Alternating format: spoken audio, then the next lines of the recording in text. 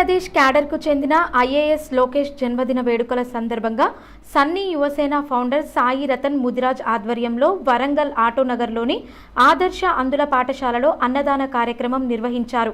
ఈ సందర్భంగా సాయి రతన్ మాట్లాడుతూ ఎంతో మందికి ఆదర్శమైన లోకేష్ ఐఏఎస్ జన్మదిన వేడుకలను అందుల మధ్య జరుపుకోవడం సంతోషంగా ఉందన్నారు.